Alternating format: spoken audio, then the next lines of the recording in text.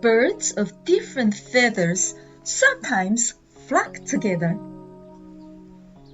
Zoe enjoys feeding birds near the 3 pine trees in her garden. She sometimes wonders why different birds come together to take their food without fighting with each other, especially during the winter when they lose food sources. Consciously or unconsciously, in this cold and bleak season, Zoe watches from the window and thinks about a very far away time and place. A small city which is surrounded by a few countryside villages located in the mountains of Sichuan province in China. The rays of sunlight opens a door to Zoe's past. There was an early spring, long ago, when children of the nearby villages came together to play. They would run and laugh and chase each other. These children came from many different circumstances. There were those in beautifully colored outfits of the city and those in very common clothing of the farms. The one thing that they shared was that they were all delighted to be together. It was a heartwarming scene and a special time in Zoe's life that she would look back upon with fondness and a little sadness too.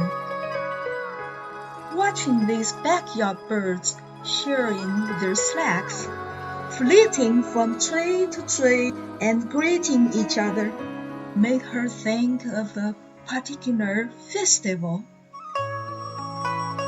At the time, Zoe was about 10 years old. She had walked from home to the river to meet some friends who often played together after school. This was the time of her winter vacation, and so in addition to her friends, there were many visiting children from all over China. Zoe and her friends came from different circumstances, wealthy, middle class, and poor families. Everyone was happy to share all that they had while playing, and this included wood stove dried sweet potato chips, rice cakes, and most importantly, fireworks. There were so many different types and colors of fireworks being pulled from her friends' pockets. It was magical and very exciting for a 10-year-old, especially since Zoe's mother had warned her about playing with fireworks. After snacks and hide and seek, they prepared for the most important event of the day, to set off the fireworks. How exciting! It seemed that this event was all under the direction of the older children, especially her cousin, Ning Wang. He had always been kind to Zoe and looked after her. Zoe was standing by the river bank with her 2 new friends, children from a nearby village. They told her how their fathers and uncles caught fish in the river with long nets, and this made those who lived in the city, including Zoe, look forward to persuading their parents to let them give it a try. All of a sudden, the excitement began. It had grown dark, and the older adults of the village were passing by the river and pausing to see what all the commotion was about.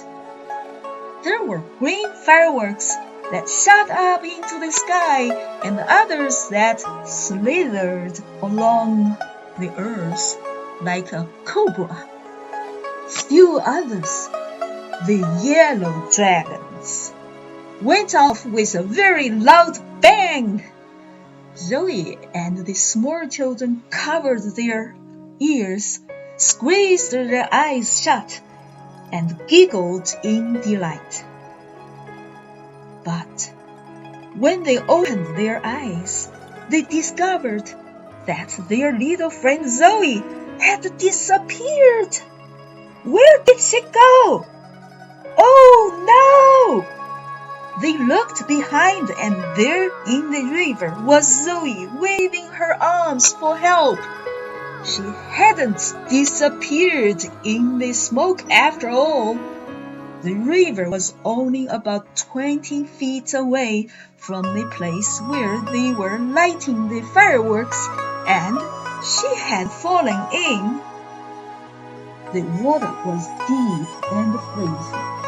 Cousin Ning Wang jumped in to save Zoe, swam to her, and dragged her to shore. The other children brought her up the riverbank and wrapped her in a blanket. Some of the children ran to Zoe's mother's house to tell Mrs. Tao what had happened.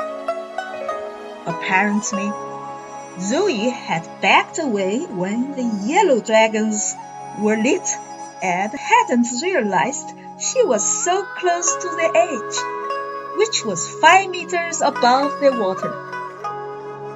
Everyone was happy that she was safe and quite aware that this could have ended unpleasantly indeed.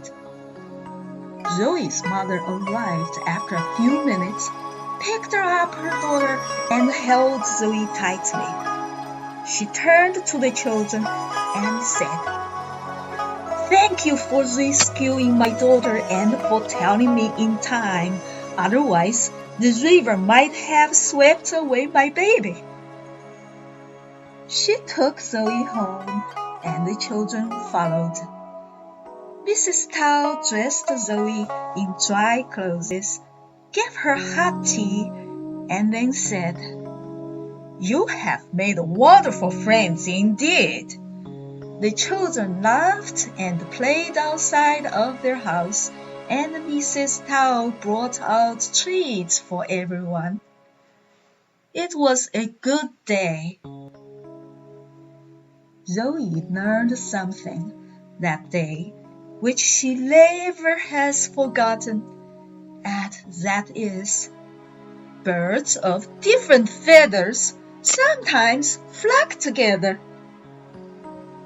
There are moments in life when people of all sorts, from very different circumstances and places, of all colors, of different abilities and gifts, appear in our lives to lift one of us out of danger at the very moment when we most need a helping hand.